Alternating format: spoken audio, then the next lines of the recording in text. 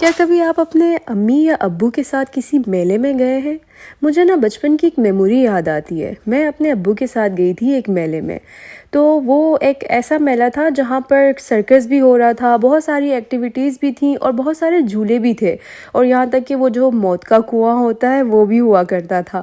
تو مجھے یاد ہے اچھے سے کہ میں اس وقت کوئی 8 یا 9 سال کی تھی، لیکن میری میموری میں یہ بات کبھی میں نہیں بھول سکتی کہ میں ابو کے ساتھ ان کا ہاتھ پکڑ کے، اور میرے ساتھ میری بہن تھی، اور ہم دونوں بہنیں ابو کے ساتھ گئی میلے میں، اور وہاں پر میں نے دیکھا اتنی ساری ایکٹیویٹیز نظر آئیں، اتنے سارے جھولے نظر آئے اور سرکس وغیرہ ساری چیزیں۔ میں بہت زیادہ خوش ہو گئی، تو میرا دل تھا کہ بس سارے جھولوں میں نے بیٹھنا ہے، اور ایسا ہی ہوا کہ میں سارے جھولوں میں بیٹھی۔ میں نے آئس کریم کھائی اور بہت ساری چیزیں، ٹوائز وغیرہ خریدے، کچھ ایکٹیویٹیز کی، موت کا کنواں دیکھنے گئے، وہاں پر وہ پیسے دیے اور انہوں نے بائک چلاتے ہوئے مجھ سے پیسے بھی لیے، اور پھر بعد میں ہم جانے لگے تو میں نے کہا ابو یہ سرکس بھی مجھے دیکھنا ہے۔ تو ابو نے کہا اچھا چلو ٹھیک ہے۔ ہم نے ٹکٹس بائی کیے سرکس کے، اور ہم اندر چلے گئے اور سرکس دیکھنے میں بیٹھ گئی۔ تو وہاں اتنے سارے لوگ تھے کہ بہت سارے لوگ بیٹھے ہوئے تھے، اور اسٹیج پر کچھ لڑکیاں آئیں جنہیں کرتب کرنا تھا۔ تو ابو نے مجھے کہا جاؤ ان سے جا کے پوچھو آپ آج کون سا شو دکھاؤ گے۔ تو میں نے کہا ابو یہاں تو اتنے سارے لوگ بیٹھے، میں کیسے جا کے پوچھوں گی؟ اور میں 8-9 سال کی بچی تھی، لیکن ابو نے مجھے کہا کوئی بات نہیں، آپ جاؤ جا کے پوچھو ان سے۔ اچھا، تو میں چلی گئی اور میں ان سے پوچھنے لگی، اور سارے لوگ مجھے دیکھنے لگے، شاید یہ کوئی بچی کوئی سرکس کرے گی آ کر۔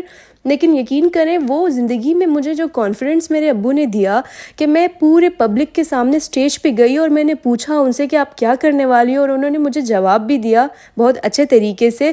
تو وہ کانفیڈنٹ جو تھا نا میری زندگی کا، میں کہتی ہوں کہ اس کانفیڈنٹ سے میں نے اپنی زندگی میں کچھ بھی اگر اچیو کیا ہے نا، تو وہ صرف اور صرف میرے ابو کے ایک کانفیڈنٹ سے۔ یقین جانیں اس کانفیڈنٹ کی وجہ سے میری زندگی میں بہت بدلاؤ آئے۔ مجھے کبھی ہچکچاہٹ نہیں ہوئی کسی سے بات کرتے ہوئے، کبھی ڈر نہیں لگا کسی کے آگے۔ میں اپنی زندگی میں ہمیشہ کانفیڈنٹ رہی۔ یار یقین جانیں یہ ماں باپ اتنے خوبصورت رشتے ہوتے ہیں نا کہ میرے پاس نہیں ہے، تو اس کا دکھ صرف میں ہی محسوس کر سکتی ہوں، اور وہ لوگ محسوس کر سکتے ہیں جن کے ماں باپ نہیں ہیں۔